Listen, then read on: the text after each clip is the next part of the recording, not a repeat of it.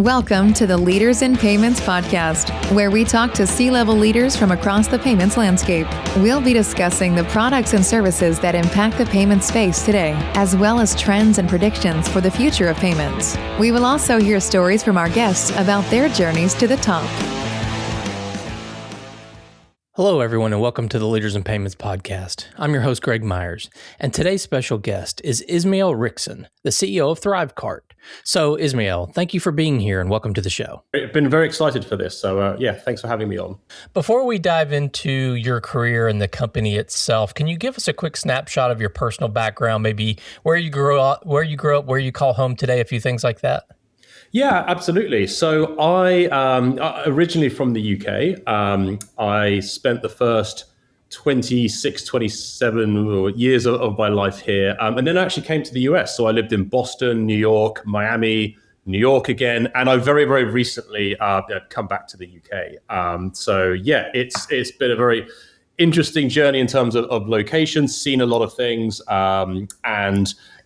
Living in the US was fantastic just to realize the scale of payments and opportunities that exist in the space. So that's a fantastic 10 years or so that I enjoyed out there. But come back now in terms of like where I originate from in terms of career and those kind of things. I'm a recovered investment banker. So I spent a good few years at Citigroup, Morgan Stanley, very early in my career, I kind of realized that the growth in what I was doing was very, very linear. So I wanted to go off and do something else. And we actually ended up, me and my business partner, a gentleman called Ismael, we actually ended up starting a company called FE International, which is a M&A advisory firm for technology companies. Fast forward, 1,500, M&A transactions later, and we started creating private equity funds for, people that we had in our network who were, either QPs or LPs who kind of wanted exposure to, software and SaaS businesses, but didn't necessarily have the time or inclination to run them themselves. So we started up a series of funds, and fast forward a long time, that's kind of how we ended up with ThriveCart. So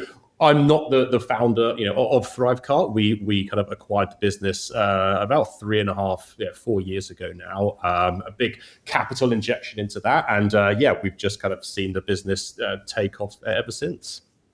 Okay, well, let's go ahead and jump in and talk about the company. So tell our audience what ThriveCart does. Yeah, so ThriveCart is a kind of no-code payment platform for the creator economy. First and foremost. So coaches, creators, online businesses, people selling kind of digital and physical products, and the business very much started out as it was a way of simplifying how to get out the gates on top of other payment platforms like Stripe, PayPal, Authorize, and those kind of things.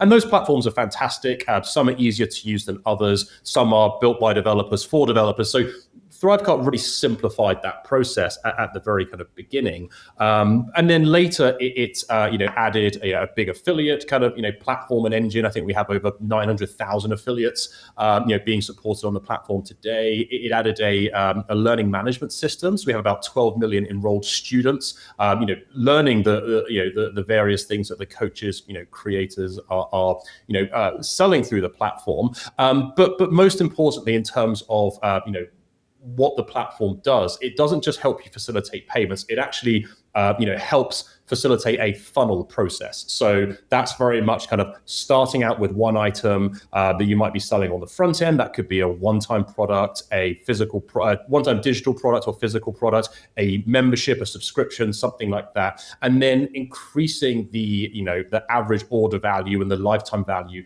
of your customer by offering them things like bumps, multiple bumps, one-click upsells, one-click downsells, retention offers, all of these kind of things as a customer goes through the purchasing journey. So it really is kind of the heart and engine of kind of payments for the 75,000 or so businesses that use the platform. And now we've managed to scale to a position where we're processing about $2 billion a year in payments. So payments is kind of what we live and breathe, is our bread and butter. There's a kind of whole suite and host of MarTech tools that, sit on top of that as well. But yeah, payments is kind of, very much the kind of engine of what we provide for the creators and coaches on our platform. Okay. I think it would be interesting for the audience to learn more about that industry. It's not one that comes up a lot in payment conversations. When you ask, what segments or what verticals do you serve, not many people say the creator economy. So curious if you can give us a little insight into, what that kind of, vertical is like, what makes it tick, how is it growing? Is it, mature? Just curious about that. Yeah, no, absolutely. And so I think we represent a little over 1% of the creator economy now globally. So we have a good insight into exactly this. And yeah, I mean, I would say what we see in our typical kind of very successful creator on our platform is somebody that has usually spent an amount of time in industry. So they might have spent 5, 10, 20 years being an accountant, for example, and they've decided that, instead of doing accounting on a one-for-one basis, they want to take those skills, put it into a course, and then sell it or teach it through our LMS on a one-to-many basis. So it's really kind of people that are experts or will become experts at what they're doing and leveraging that kind of knowledge and skill and kind of expanding outwards. In terms of the kinds of people on the platform, I mean, there's also anything you can imagine, essentially, within that. I mean, one space that we're seeing a lot of interest at the moment, which is kind of very topical with kind of everything going on, now in the start of 2026, it is kind of coaching in the AI space. That's something that we're seeing a lot of. We're seeing, and really a lot of the opportunities there are coming from organizations that are having to retool and reskill their workforces very, very quickly. And those traditional consulting firms like your Big Four or Big 10 or Big 20, they are obviously, doing a lot of that work, but there is, definitely a kind of niche element that the creator economy is stepping in and helping to train as well. So yeah, I think, in terms of, the US alone, I think there's something in the region of 50 plus million people who want access to training, and there's only about 9 million or so that are currently getting it. So the creator economy is, I would say, very kind of flexible, moves very quickly, and can fill some of these gaps that kind of the more traditional approaches to education learning might not be able to move, quite so quickly. So, but yeah, I mean, those are some of the spaces that we're seeing kind of a lot of growth in at the moment, but lots of other spaces that kind of, just continue to do well over time. So things like, personal finance that, touching on, accountants and those kind of things, has done very, very well. Business development, kind of personal learning development, health, wellness, fitness. These are all kind of places where, a lot of creators on our platform do see a lot of success. Okay. When you think about the payment side of it, what's the biggest challenge that your company is solving for your customers? Yeah. So firstly, we simplify that process, down to we handle everything. You just set up a product in, what I want to charge, how many times I want it to be charged, and then what is going to happen to that person through their journey. And we just take care of everything kind of, quietly in the background, including all those regular things you would think of like cart abandonment, email dunning, failed payments, all of those things that, really as a business owner, you shouldn't have time to worry about that stuff. There's lots of other things as a business owner to be getting on with. And then, obviously kind of, reporting and those kind of things. But today what we're looking at, this is actually something that we've just taken to market, and we're going to be ramping up over, the coming weeks, months, and years. We're really trying to solve the kind of the financing side of payments as well. So that the buy now, pay later. And don't get me wrong, we love buy now, pay later. The stats on it are very impressive. You see about a 14% uplift, by offering buy now, pay later solutions. And certainly on our platform, all the big ones are there. So Klarna, Affirm, Afterpay, all the ones you would expect. But we've actually devised another way, of doing that. So buy now, pay later is great in your local market, in your local currency, and up to a particular price point. But what we're definitely noticing in the creator economy is price points are increasing quite significantly. So it used to be maybe selling a $50 product, $100 product, but now we see some products that go up to $10,000 and beyond for maybe, let's say, a mastermind plus consulting and one-on-one coaching and some of these things. That can become quite a lot. So we have things like split pay and limited subscription rebills on our platforms and all the buy now pay later solutions. But we've actually launched something called ThrivePay installments, and what that does, and I think this is quite unique. What it does is it taps into the pre-authorized credit card availability you have on your card today. So in the US, the amount of credit that is out there is about $4.1 trillion.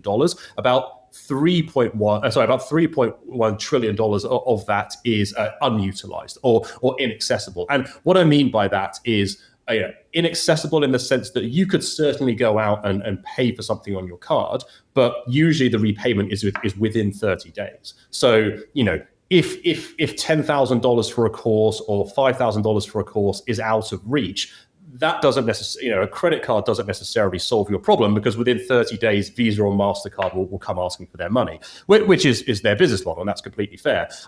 So what we have done is we've devised a way to essentially allow the consumer to pay over interest-free over a 3, 6, or 12-month period, utilizing a reserve or a hold on the card. So we'll reserve that full balance up front against your credit card limit. And then as you make those payments over 3, 6, or 12 months, that just gets kind of paid down and kind of released back, into the card pool and could be, used for other things. So, in early testing, this has proven to be kind of very, very successful. We're seeing average order rates up about 3.3 times. We're seeing, the approval rate versus buy now, pay later has shot up to about 85% from 40. And that's because you're already pre-approved. So Visa and MasterCard and the other payment, platforms have done the work to do that. So unlike a buy now, pay later, you don't need to, it's not a new loan charge. There's no credit approval to go through. So the actual payment, so the success rate's gone up, over 100%. And the time it takes to process a transaction has gone from 55 seconds down to 5 seconds. So in terms of conversions, that's huge as well. That is something that, we're very proud of in terms of what we've been able to achieve there. And the other thing is it's truly global. So, buy now, pay later is great, but it often will be limited to your home market and your home currency. We're able to offer this in US dollars, Canadian dollars, British pounds, euros, and Australian dollars. So as a merchant, you could be sat within reason anywhere in the world, tapping into this pool of available liquidity, safe in the knowledge that it is then kind of processed by Visa, MasterCard, backed by us. You get 100% of your money up front, just like you would with a buy now, pay later solution. But as those payments are stretched out much, much further into the distance, the level that can be approved typically is much higher. I mean, buy now, pay later will cap out at about $2,000. We can go up to about $65,000. So the real limit is the limit on your card, nothing else. So yeah, that's something that we've just launched, ThrivePay installments. We're seeing great success with it, and I really feel like it kind of fits, a solution to a good kind of buy now, pay later foundation that's out there, but something that needed improving in terms of accessibility, payment, terms and timing, and the ability to kind of truly go global with something like this. Well, that's exciting. It's not something that I've necessarily heard of, so it's an interesting use case. So congratulations on launching that. Yeah, no, thank you. And hopefully one day I'll be back to talk to you more about it once we have lots and lots of people, on there using it. But yeah, I mean, it is a huge pool. I mean, like I said, in the US, trillions of dollars that are just sat there, approved and underutilized. So yeah, really feel like we've solved a problem there, and excited to see what comes of it. So I think some of your competitors, let's talk a little bit about the competitive environment. I think maybe they start with the LMS side, the courses and the education, and they bolt on payments, right? It's an afterthought in some respects. Sounds like you've kind of flipped that a little bit, where payments is more the lead, and then you can do the other things. So I mean, is that a good way to look at it? How would you say you differentiate from your competitors? Yeah, absolutely. I mean, I think so.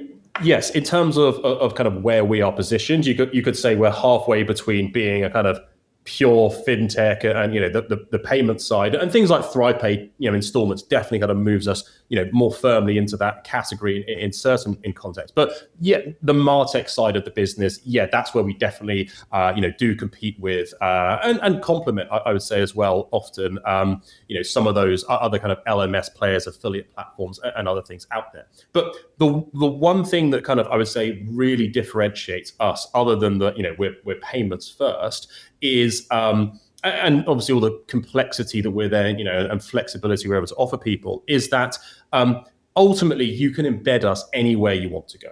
We are not precious about that. If you decide, look, we like your LMS, but we prefer this LMS over here, good for you. We're very happy that you found a home, and different strokes for different folks. So very, very happy with that. You can take your funnel that you have in ThriveCart, and you can put that anywhere you want. And the beauty of that is that you can then decide that, our LMS might not be for you, it's going to be this one, but that might change in 6 months or a year. And you don't want to be, tied into any one particular platform or kind of MarTech platform, because that may change over time. You might decide you want to do something different. There's another platform offering something that's, more suited to your business.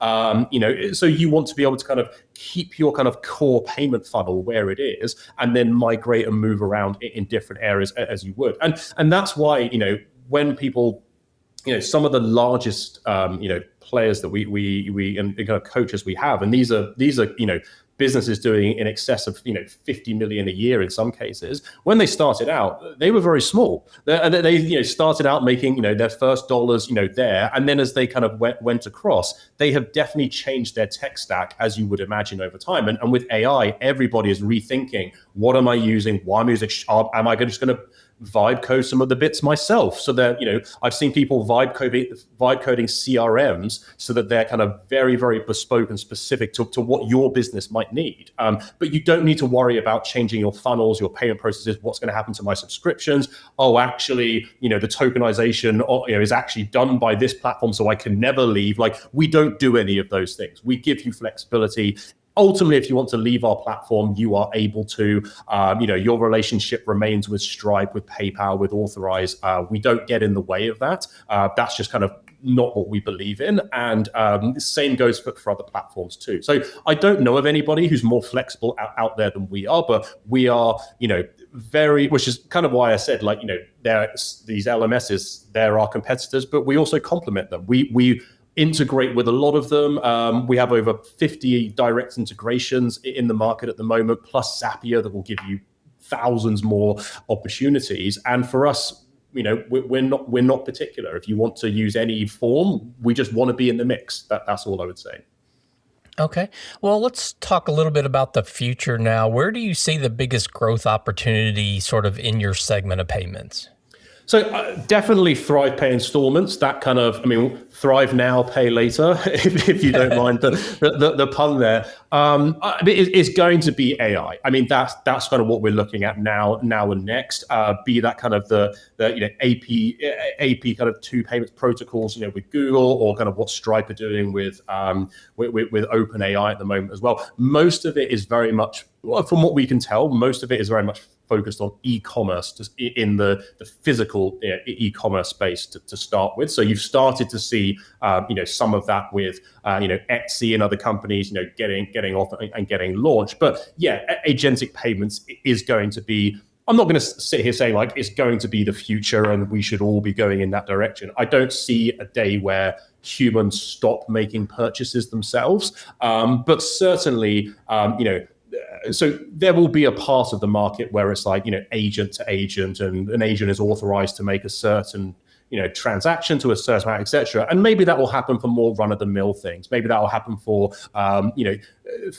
your bills, your invoices, things that are kind of your Verizon bill, or whatever it might happen to be, as well as smaller purchases. So yeah, I'm looking for some sneakers.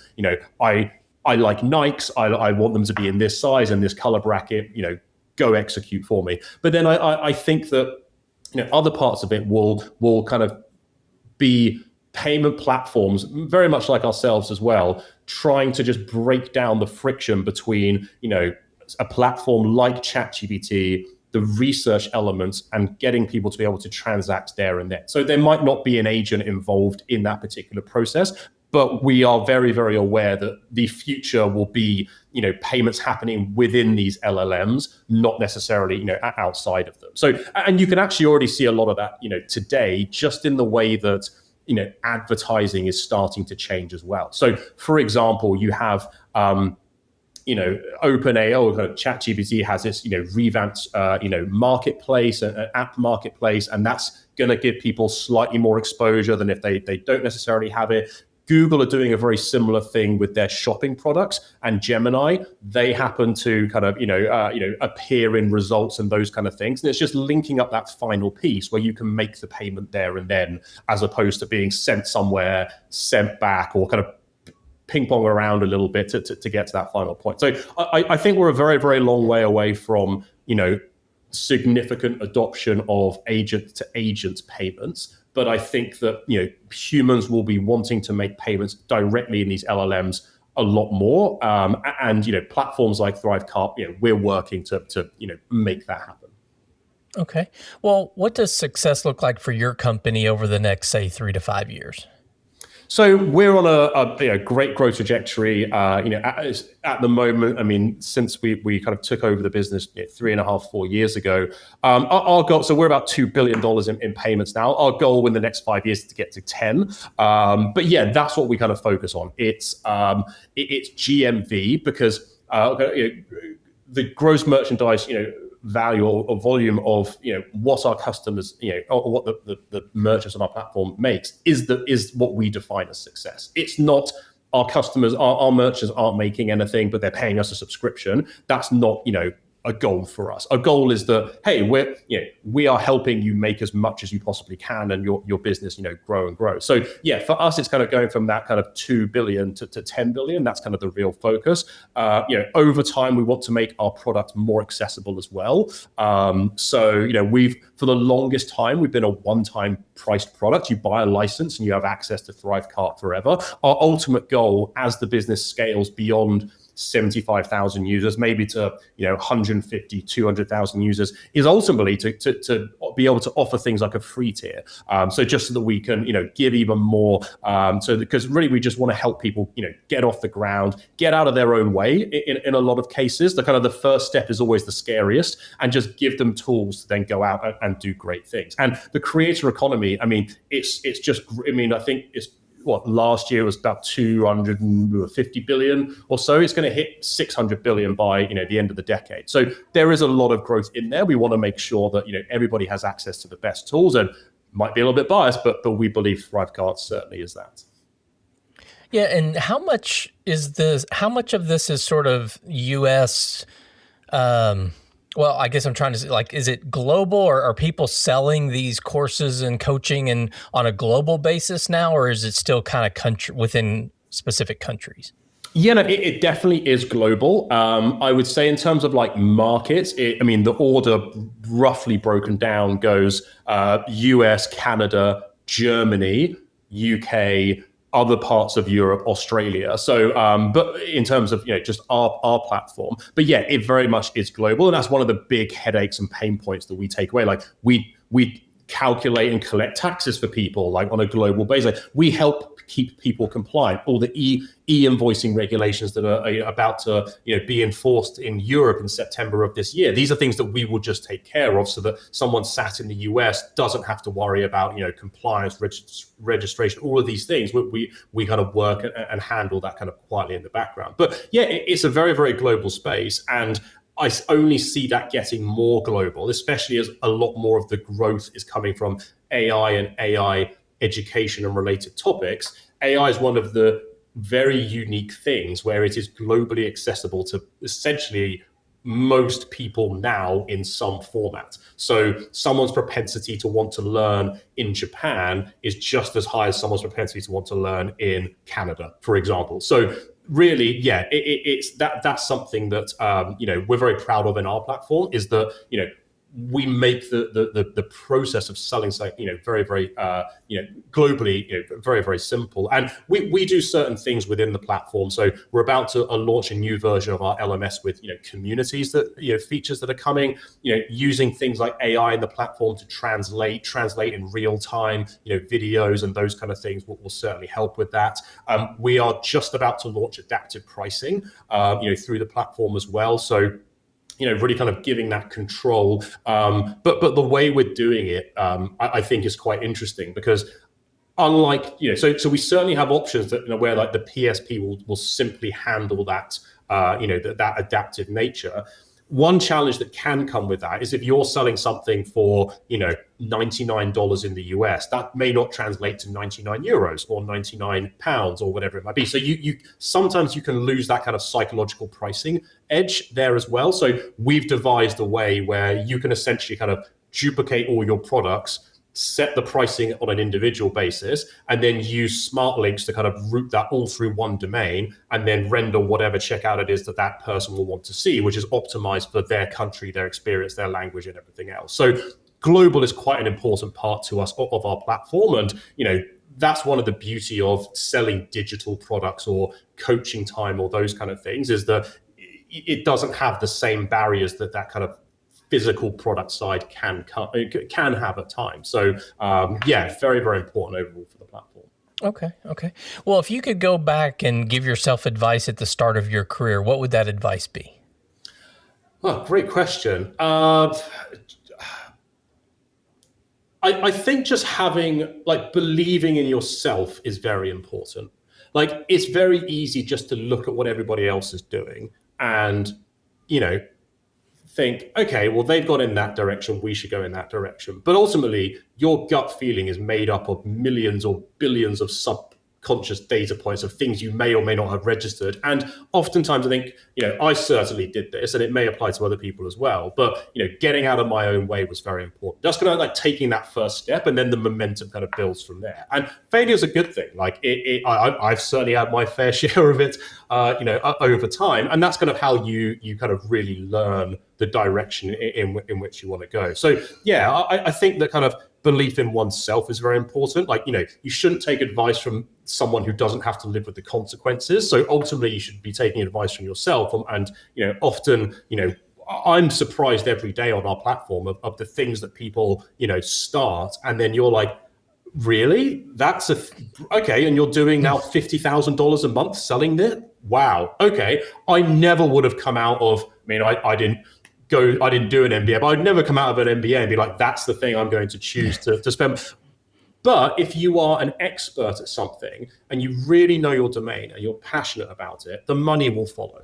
You just have to focus on, can I be number one in the world of whatever that particular thing I choose to do? And if you are, everything else that you read about on, all the success stories and this and that, that people strive for, that will come. So I think just belief is the biggest thing. And coming from the UK, that is, I kind of touched on living in America for 10 years. That's one of the best things. I know lots of great things about living in America, but one of the best things was just being surrounded by people who had a similar belief and mentality. Rising tide lifts all boats, and that was very, very refreshing. So if you get yourself in the right frame of mind, the right place with the right people, just belief in what you're doing is one of the most underrated and powerful things, I think.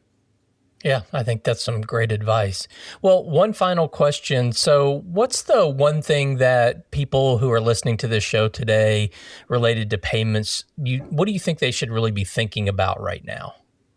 Yeah, I would say that in terms of AI and payments, there's going to be a lot of opportunities. There's going to be a lot of change. My personal feeling on it is, so if you look back at last year, if we just look at the LLMs and the major ones and what they were doing, there was a new release essentially every 3 days.